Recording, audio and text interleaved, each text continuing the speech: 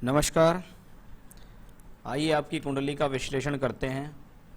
सबसे पहले हम देखेंगे कि कुंडली में कौन से ग्रह कहाँ बैठे हुए हैं, वर्ग कुंडलियों में उनकी क्या स्थिति बनी हुई है, क्या दशा चल रही है, आपको उन दशाओं का क्या परिणाम है, क्या अच्छा क्या बुरा है आपके लिए, उसके बारे में हम बात करेंगे। आपके सवालों के जवाब देंगे, उपाय बताएंगे, आपको कौन सा रत्न पहनना चाहिए उसके बारे में भी जानकारी देंगे। तो चलिए सबसे पहले शुरुआत करते हैं लग्न से। लगन हमेशा यह बताता है कुंडली के अंदर कि अगर लगन लग्नेश कुंडली में मजबूत अवस्था में है तो व्यक्ति जीवन में चाहे कैसी भी परिस्थिति से पैदा हुआ हो, लेकिन वह अपने जीवन में अच्छा जीवन यापन स्वयं के बल पर कर लेगा। आपकी कुंडली में लगन का मालिक शुक्र है और राशि का मालिक भी शुक्र है, क्योंकि चंद्रमा भी यहाँ लगन में है, यानी आपका लगन भी तुला है, आपका राशि भी तुला है। लगन में लग्नेश बैठा है शुक्र। शुक्र एक राजसिक प्लैनेट है, जीवन में भौतिक सुख सुविधा देने वाला, सभी प्रकार के सुख संपन्नता, घर का सुख, मकान का सुख, भौतिक सुख, आज के समय में चल रहे सुख साधनों का भोग कराने वाला जो ग्रह होता है वह शुक्र होता है। और शुक्र लग्नेश होकर लगन में मालव्य नामक महापुरुष योग बनाते हैं। इसका मतलब ऐसे व्यक्ति को जीवन में ईश्वरीय कृपा के साथ साथ धन की स्थिति बेहतर रहेगी। जब से उसने होश संभाला होगा तब से उसके जीवन में कुछ ना कुछ धन से संबंधित स्थितियां बेहतर हुई होंगी। उसने अपने कर्मों के द्वारा कुछ बेहतर किया होगा, क्योंकि लग्नेश जब लगन में बैठा हुआ होता है तो उसके अंदर इतनी कैपेबिलिटीज हो जाती है कि वो अपने जीवन में खुद अपने बल पर कुछ अच्छा कर सकता है। तो लग्नेश लगन में है, पावरफुल स्थिति में है, इसको मैं एक अच्छा प्लेनेट कहूंगा। साथ में चंद्रमा बैठा है, कलात्मक ग्रह है चंद्रमा, चंचलता देने वाला ग्रह है चंद्रमा, भौतिक सुख देने वाला चंद्रमा, लग्जरीज की तरफ आकर्षित करने वाला ग्रह चंद्रमा यहाँ दशम भाव का मालिक होकर लगन में बैठा है।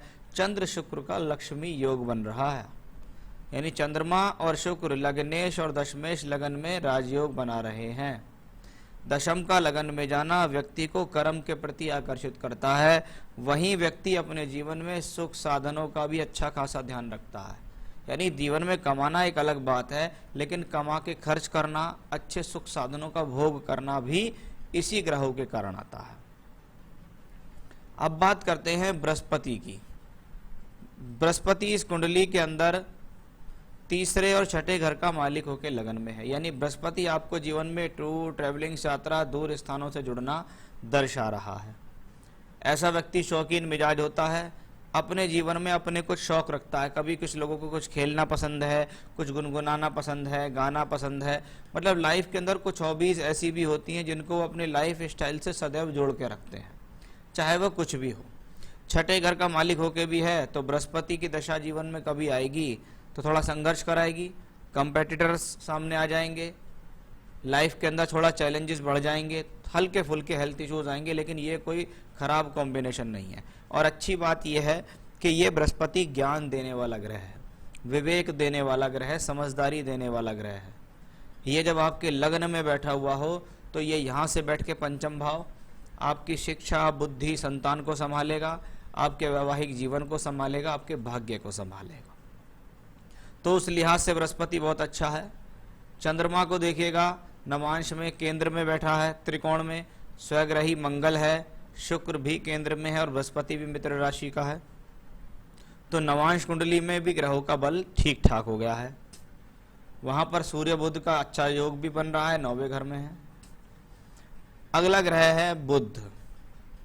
बृहस्पति और बुध एक विवेक देने का ग्रह है, एक ज्ञान देने वाला, लॉजिक देने वाला ग्रह। जब वो लगन में हो तो ऐसा व्यक्ति बिना वजह ही नहीं, लॉजिक के साथ लोगों से बात कर सकता है। यानी कुछ लोग होते हैं जिनको कुछ नॉलेज नहीं होती है, बस उनको भीड़ में कूद जाना है, फालतू बकवास करनी है, पता उनको कुछ होता नहीं है। लेकिन ऐसा आपके साथ नहीं है, क्योंकि आपके बृहस्पति बुध लगन में है। आप समझदारी से किसी भी बात का जवाब दे सकते हैं, सामने वाले व्यक्ति को अपनी भाषण शैली से, अपने कार्य से, अपने कार्य शैली से, अपने व्यवहार से आकर्षित करने में ऐसे लोग सक्षम होते हैं। नवमेश का लगन में जाना फिर से राजयोग धन योग है, क्योंकि वहां यह है सूर्य, चंद्रमा, शुक्र इनके साथ इन्वॉल्व है। भाग्येश का लगन में जाना व्यक्ति भाग्यशाली है। दूसरे शब्दों में कहें, अपने स्वयं के बल पर अपने भाग्य को चमकाता है। ये कॉम्बिनेशन कहीं ना कहीं परिवार से भी व्यक्ति को सुख साधन देगा। तो बुद्ध की भी स्थिति बहुत बढ़िया हुई, ये ज्ञान की शिक्षा के हिसाब से भी अच्छी हुई, लॉजिक के हिसाब से, याददाश्त के हिसाब से, अच्छी भाषण शैली के हिसाब से। अंतिम ग्रह है सूर्य। कौन है सूर्य? लाभ का मालिक लगन में। लाभ का मतलब एक ऐसा प्लेनेट जो आपको सोर्स ऑफ इनकम देता है, प्राप्तियां देता है, आपको जीवन में फायदे दिलाता है। वो ग्रह एकादश का मालिक होकर लगन में बैठा हुआ है। एकादश मतलब फायदा। कहाँ बैठा? लगन में। लगन में मतलब हम स्वयं बैठे हैं लगन में, आप बैठे हो लगन के अंदर, तो फायदा मिल रहा है आपको, इसलिए सूर्य भी धन योग में। अब बुध, बृहस्पति और शुक्र अगर कुंडली में एक साथ हों या केंद्र त्रिकोण में हो तो इसको सरस्वती योग कहा जाता है। ऐसा व्यक्ति बुद्धि के बल पर, ज्ञान के बल पर, अपनी योजनाओं के बल पर जीवन में धन उत्पन्न करता है। सरस्वती योग का मतलब यही नहीं कि आपको बहुत ज़्यादा पढ़ाएगा, लेकिन ये आपको कैसी भी परिस्थिति हो उसमें इतना ज्ञान दे सकता है कि आप सद्बुद्धि पाकर जीवन में आगे बढ़ जाएंगे। यह है सरस्वती योग। गुरु चंद्रमा एक साथ हो तो गजकेसरी योग नहीं होता, ये गुरु चंद्र योग है। ये व्यक्ति को दानी, धार्मिक और सत्यवादी बनाता है। व्यक्ति हाथों से संबंधित कार्यों में दक्ष होता है, अच्छे कार्य अपने जीवन में करता है। तो उस लिहाज से लगन में बना है 5 ग्रहों का एक बहुत सुंदर योग, सूर्य, बुध, बृहस्पति, चंद्र और शुक्र, जिनको अलग अलग कैटेगरी से पढ़ना पड़ता है। अब शास्त्र है अष्टक वर्ग शास्त्र। अष्टक वर्ग शास्त्र कहता है जिस भाव में अधिक ग्रह हो उससे 11वें घर में सबसे ज्यादा बिंदु होते हैं। वो मैं आपको दिखा भी सकता हूं। अष्टक वर्ग आप देखेगा आपके यहां पर सबसे ज्यादा ग्रह हैं, लेकिन सबसे ज्यादा नंबर भी आपके यहां है। ये एक नॉर्मल सूत्र है, जहां दिख जाए वहां लगता है। 47 नंबर, जब 47 नंबर बैठे हुए हों तो कभी कभी व्यक्ति को जीवन में इतनी बड़ी बड़ी अपॉर्चुनिटी, बड़े बड़े लाभ मिलते हैं जिसके बारे में व्यक्ति ने कभी सोचा भी ना हो कि मुझे इतना बड़ा लाभ, इतना बड़ा फायदा कैसे मिल गया। परिवार से बहुत ज़्यादा धन मिल गया, खुद से बहुत ज़्यादा धन कमा लिया, अचानक से कोई बहुत बड़ी पद प्रतिष्ठा मिल गई, वो सब इसी कॉम्बिनेशन से आता है। मंगल को आप देखिएगा, दूसरे और सप्तम का मालिक होकर लगन में है। धन भाव का मालिक अगर 12वें घर में पहुंचता हो तो व्यक्ति को धन संचय पर ध्यान देना चाहिए, क्योंकि ये व्यक्ति को कभी कभी अधिक धन खर्च करने वाला, फिजूल धन खर्च करवाने वाला होता है। वहीं ये स्थान वाणी स्थान भी है, ये आपकी वे ऑफ टॉकिंग को ज़्यादा कर सकता है। जहां जरूरत है वहां बोलना चाहिए, अधिक बोलने से भी आपका नुकसान ये कॉम्बिनेशन कर सकता है। मंगल 12वें घर में कन्या राशि में हो तो शत्रु राशि में बैठा है, आप मांगलिक हैं, ये मंगल दोष यहाँ बना रहा है। अब देखिएगा मंगल सप्तमेश होके सप्तम में और सप्तम भाव में नीच का शनि, तो शनि नीच का है लेकिन मंगल की दृष्टि के द्वारा उसका नीच भंग राजयोग है। अब आपके हॉरोस्कोप में सप्तम भाव में कुछ पीड़ा है। क्या है? नीच का शनि सप्तम भाव में है, मंगल उसके द्वारा दृष्ट है। ये कॉम्बिनेशन वैवाहिक जीवन में प्रॉब्लम दे सकता है, हस्बैंड वाइफ के बीच में डिस्प्यूट्स करा सकता है, कभी कभी विवाह में देरी करा सकता है। पत्नी के साथ विचार बहुत समय बाद जाकर मिलते हैं, ऐसा भी संभव इसी कॉम्बिनेशन से होता है। कभी कभी पत्नी उम्र से बड़ी या बहुत अधिक बराबर की भी अधिकतर देखी जाती है। ये वो कॉम्बिनेशंस होते हैं। एक कॉम्बिनेशन और जागृत हुआ कि पंचम भाव और सप्तम भाव जब एक साथ आपस में कनेक्ट हो जाएं तो आपकी एज तो वर्तमान में है 50 साल, लेकिन कभी कभी ये कॉम्बिनेशन जानकारी में विवाह भी करा देता है। आप परिवार को पहले से जानते हो, लड़की को पहले से जानते हो, या आपका परिवार लड़की वालों को पहले से जानता हो, तो वैसा भी कॉम्बिनेशन इन्हीं के कारण अधिकतर देखा जाता है। तो मंगल ने यहाँ शनि का नीच भंग किया। आपकी नवांश कुंडली में भी लगन सप्तम राहु केतु एक्सेस में है, जिसने फिर से ये दिखाया है कि भैया शुरुआती तौर पर पत्नी से संबंध इतने अच्छे होंगे नहीं। अब देखिएगा चौथे और 5वें घर का मालिक शनि है। इसको कहते हैं हम योग कारक प्लेनेट, एक ऐसा प्लेनेट जो अकेला ही केंद्र त्रिकोण दोनों के फल दे। चौथे घर का मालिक अपने से चौथे में है, नीच का है, मंगल से नीच भंग राजयोग है। भूमि, जमीन, जायदाद, वाहन, सुख मिलेगा, लेकिन कभी कभी अपने बल पर मकान बनाने में व्यक्ति को समय लग जाता है। उसका मतलब है जीवन के पता लगा कम से कम 35-40 वर्ष निकल गए, उसके बाद उसने अपने स्वयं के बल पर मकान बनाया। लेकिन हाँ, बना लेता है। उसको ये कॉम्बिनेशन परिवार से भी प्राप्त होता है कि उसको परिवार से भी रहने के लिए मकान, घर, सुख साधन मिल जाते हैं। वहीं पंचमेश होकर ये ग्रह यहाँ बैठा हुआ है, नीच का है। अब पंचम भाव में राहु है, केतु का संबंध है, पंचमेश नीच है, मंगल से दृष्ट है। वैसे तो ये कॉम्बिनेशन पत्नी की कुंडली से ज़्यादा देखा जाता है, लेकिन आपके हॉरोस्कोप के अनुसार अगर देखें तो ऐसे लोगों को संतान प्राप्ति में बहुत देरियां होती हैं। संतान प्राप्ति में बाधा होना, देरी होना, मिसकैरेजेस होना आदि भी देखा जाता है। आपके हॉरोस्कोप में तो ये कॉम्बिनेशन बन रहा है। अगर आपकी वाइफ की कुंडली में भी ऐसा ही हुआ तो समझ लीजिएगा आपको संतान से संबंधित समस्या अवश्य आई होंगी। और अगर उनकी कुंडली में नहीं है तो हो सकता है आपको संतान प्राप्ति हो गई हो, लेकिन आपके हॉरोस्कोप से एक कॉम्बिनेशन है। क्योंकि सप्तांश कुंडली जहाँ से हम चिल्ड्रन देखते हैं वहाँ भी शनि 12वें घर में वक्री है, मंगल लग्नेश होके 8वें घर में है। तो कॉम्बिनेशन तो काफ़ी टिपिकल मुझे दिखाई दिया। बाकी पत्नी संतान देने वाली जननी होती है, वो 9 महीने गर्भ में अपने संतान को रखती है, तो ज़्यादा रोल पत्नी का देखा जाता है। पंचमें सप्तम में हो, लव अट्रैक्शन के प्रति आकर्षण करता है। पंचमें सप्तम में नीच का हो, मंगल से दृष्ट हो, आपको अपनी बुद्धि से सोच समझ के निर्णय लेने चाहिए। क्योंकि अधिकतर शनि की दशा अंतरदशा अगर जीवन में आती है तो व्यक्ति को प्रॉब्लम होती है, उसके खुद के निर्णयों के द्वारा उसको समस्या हो जाती है। पेट से संबंधित समस्याएं होना, एजुकेशन के अंदर बाधा आना, एजुकेशन कुछ रुक के चलना भी इसी कॉम्बिनेशंस के कारण होता है। क्योंकि जब जब जिस भाव का मालिक नीच का होता है तो वो कुछ ना कुछ प्रॉब्लम देता अवश्य है। अब पंचम भाव से क्या है, बुद्धि है, संतान है, एजुकेशन है, योजनाएं हैं, वो सब देखे जाती हैं। कभी कभी लोग बाग ने अधिक लालच के चक्कर में जुए में, सट्टे में, लॉटरी में, शेयर में पैसा लगा दिया, नुकसान हो गया, ऐसा देखते हैं। पंचम में राहु है, 5वां घर बुद्धि स्थान है, और जब वो वायु तत्व राशि में शनि की राशि में बैठा हो तो बुद्धि बहुत तीव्र है। बुद्धि में योजनाएं बहुत अच्छी आती हैं, पकड़ बहुत अच्छी है, किसी भी बात को लंबे समय तक याद रख सकता है जहाँ तक। क्योंकि राहु जब शनि की राशि में पंचम भाव में हो तो यह पकड़ के लिए, बुद्धि से संबंधित कार्यों के लिए बहुत अच्छा माना जाता। लेकिन राहु क्योंकि शनि की राशि में, इसलिए हमें शनि को भी देखना पड़ेगा।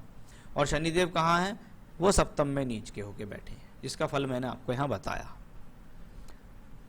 केतु को देखिएगा आप, केतु को मैं इसलिए भी दिखाना चाहूंगा।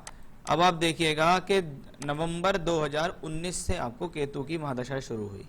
केतु कहाँ है, 11th हाउस में। शास्त्रीय नियम है राहु केतु अकेले किसी राशि में हो तो अच्छे माने जाते हैं, और 11th हाउस गेन के हाउस में केतु है, और केतु के नक्षत्र में ही है, ये मघा नक्षत्र में ही बैठा है। इसका मतलब है केतु आपको यहाँ एनर्जी, जो साहस, हिम्मत और सोर्स ऑफ इनकम देने के लिए बैठा है। ये केतु सूर्य की राशि में है। सूर्य कहाँ है, लग्न में, और लग्न में ऑलरेडी राजयोग बन रहा है बुध, बृहस्पति, चंद्र, शुक्र का। इसका मतलब केतु की दशा सोर्स ऑफ इनकम की अच्छी होगी। जहाँ केतु है वहाँ 47 नंबर भी हैं। इसका मतलब अचानक से जीवन में कुछ बड़ा लाभ मिलने के संकेत केतु की दशा में बनते हैं। दशमांश कुंडली में आप केतु को देखिएगा, फिर से लाभ भाव में बैठा है। लेकिन जब यहाँ केतु शुक्र की राशि में और शुक्र अष्टम में हो, अधिक लालच, लोभ के चक्कर में नुकसान नहीं करना। केतु की दशा शुरू हो चुकी, 7 वर्ष की महादशा है, आपके लिए सोर्स ऑफ इनकम बना के रखेगी। पैसा मिलेगा, मान सम्मान मिलेगा, धन की प्राप्ति होंगी, पद प्रमोशन होंगे, तरक्की मिलेगी। आपने सवाल भी पूछा जॉब ठीक चलती रहेगी, बिल्कुल ठीक चलती रहेगी, लेकिन आपको अपने आप पर संयम रख के चलना होगा। क्योंकि जब ग्रह का पंचम से कनेक्शन बनता है, यहाँ अष्टम से शुक्र का कनेक्शन है, तो व्यक्ति क्या करता है, अपनी खुद की गलतियों के कारण नुकसान ले लेता है। तो बहुत सोच समझ के चलें, जहाँ जितनी ज़रूरत हो उतना बोलें, उतना अपना सहयोग दें। बाकी जितना ज़्यादा काम पे टारगेट करोगे भाई साहब, उतना आप जीवन में अच्छी तरक्की करोगे। क्योंकि केतु के बाद अभी शुक्र की दशा आपको बाकी है आनी। क्योंकि केतु की दशा कब है, नवंबर 26 तक है। कहते हैं महादशा का मालिक मजबूत हो तो वो स्वतः ही अपने आप सारी चीजों को ढाल लेता है। अभी आपको चल रही है केतु में शुक्र, जून 21 तक खत्म हो गई, शुक्र लगन में, केतु में सूर्य, सूर्य लगन में, फिर आएगी चंद्रमा लगन में, फिर आएगी मंगल द्वादश में। तो मंगल कब आएगी? मई 22 से अक्टूबर 22, छोटा सा समय होगा। उस दौरान अपने एग्रेशन पर, अपने क्रोध पर संयम रखें, जल्दबाजी पर संयम रखें, इन्वेस्टमेंट से बचें, गलत इन्वेस्टमेंट ना कर दें जिससे आपको नुकसान ना हो जाए।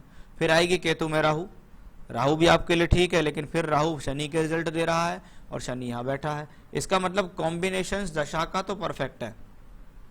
सारी चीज का निचोड़ ये है, कहते हैं जब व्यक्ति के जीवन में सब कुछ ठीक चल रहा हो तो उसके अंदर जरूर कुछ ना कुछ प्रॉब्लम ऐसी घुस जाती है, या खुद वो ऐसे निर्णय लेने लगता है जो उसके लिए जोखिम भरे और नुकसान भरे हो जाते हैं। तो उस पर आपको बहुत विशेष ध्यान देना होगा, गलतियों से बचना होगा, नहीं तो प्रॉब्लम आपको प्लैनेट देने के लिए तैयार है। वर्तमान में आपने पन्ना, नीलम, हीरा सब पहना हुआ, तो भाई साहब नीलम पे सबसे पहले क्रॉस लगाता हूं। नीच का शनि है, वक्री भी है, पंचमेश होके भी है, नवांश में भी द्वादश में बैठा है, बिल्कुल कतई नीलम नहीं पहनना।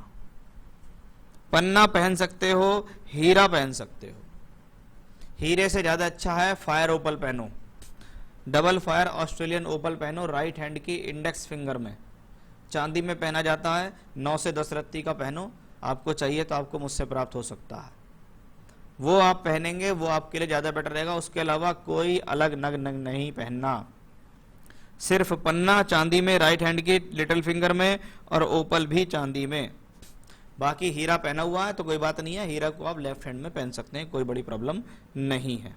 लेकिन हॉरोस्कोप बहुत अच्छी है, हॉरोस्कोप का लेवल अच्छा है, इस व्यक्ति के भीतर इतनी क्षमताएं हैं कि स्वयं भी इसने अपने आप को बलि बनाया है, कहीं ना कहीं घर परिवार से भी ऐसे लोगों को सहयोग मिलता है। लेकिन ईश्वरीय कृपा है आपके ऊपर, कुंडली के प्लैनेट की पोजीशन इस प्रकार की है कि आपको जीवन में सभी प्रकार की सुख सुविधाएं देंगे। जब तक केतु की दशा चले तब तक भगवान गणेश से संबंधित स्तुतियां रोजाना करो। मैं आपको एक ही पाठ बताना चाहूंगा, वो है संकट नाशन गणेश स्तोत्र। रोजाना 3 बार संकट नाशन गणेश स्तोत्र का पाठ करना है आपको, रोजाना 3 बार संकट नाशन गणेश स्तोत्र का पाठ करना है। बुधवार के दिन 5 बूंदी के लड्डू लेने हैं, गणेश जी के मंदिर में जाना है, गणेश जी को लड्डू उनके सामने रखने हैं, धूप बत्ती जलानी है वहां, और संकट नाशन गणेश स्तोत्र का एक बार पाठ करके घर वापस आ जाओ या अपने काम पे चले जाओ। बुधवार के बुधवार लगातार लंबे समय तक करते रहो, केतु की दशा बहुत लंबी है। और संकट नाशन गणेश स्तोत्र 3 बार रोजाना करना शुरू करो। बस इतना शुरू करो आप, कोई भी प्रॉब्लम आपके सामने नहीं आएगी, चिंता का विषय नहीं है। गणेश जी सब विघ्नों को आपके दूर करते चले जाएंगे। तो ये था आपके हॉरोस्कोप का एनालिसिस। सवालों के जवाब, कौन सा नग पहने नहीं पहने, क्या उपाय करें, उसके बारे में मैंने आपको बताया है। जिन बातों को मैंने बताया उन पर गौर कीजिए, अपने भीतर जो कमी है उनको दूर कीजिए और जीवन में आगे बढ़िए। नमस्कार।